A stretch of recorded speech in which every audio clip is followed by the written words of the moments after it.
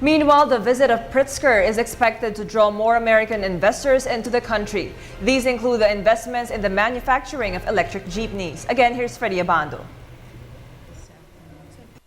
U.S. Commerce Secretary Penny Pritzker, accompanied by a delegation from the American business sector, is a major boost for the government's drive to attract more foreign direct investments to the country.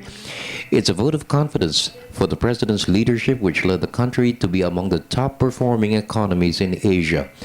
Manila is the second leg of the U.S.-ASEAN Business Council's drive to attract American investors to grab the opportunity to be part of ASEAN's growth, especially with the dawn of ASEAN integration in 2015. Former U.S. Ambassador to the Philippines, John Negroponte, stressed under the Aquino administration, the confidence of the international community for the Philippines has taken a giant leap. Pritzker's delegation is composed of companies engaged in power and utilities, infrastructure, manufacturing, and information technology. There's a great deal of enthusiasm amongst the executives for the positive economic developments that have been occurring here in the Philippines. The growth rate, the opportunities to do business with the different elements of the economy. We had their delegation consisted of people from all fields, services, energy, accounting.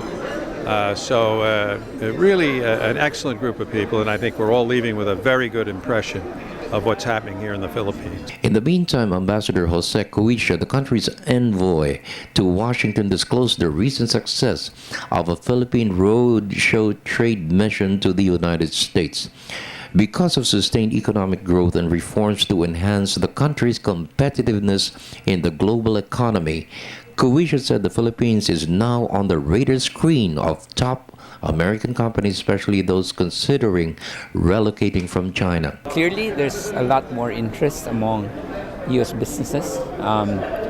They are, of course, very impressed with the economic growth of the country.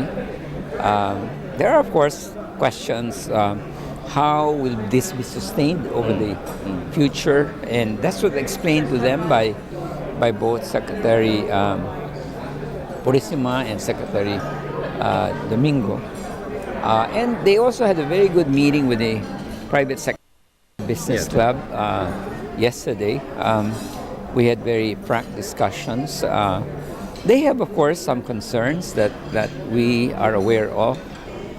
The high power cost and what, of course, they were told what the government is trying to do to address that problem. They encounter, I guess, some difficulties in terms of I guess the bureaucratic red tape. One major investment is a joint venture of a Filipino and American company, GET, Global Electronic Transportation. It will manufacture 10,000 electric jeepneys for the Philippines. It's a two-way partnership that will benefit both countries in terms of jobs.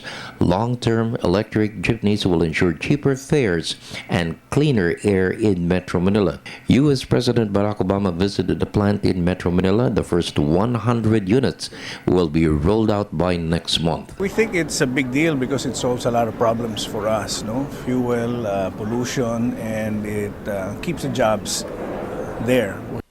Instead of replacing drivers and taking away employment opportunities, our philosophy has always been to keep them involved, still keep them there. So I think it's a big deal. I mean, it retains jobs and adds jobs here and creates new jobs in the States. So it's exciting for us. For the People's Television Network, this is Freddie Abando reporting.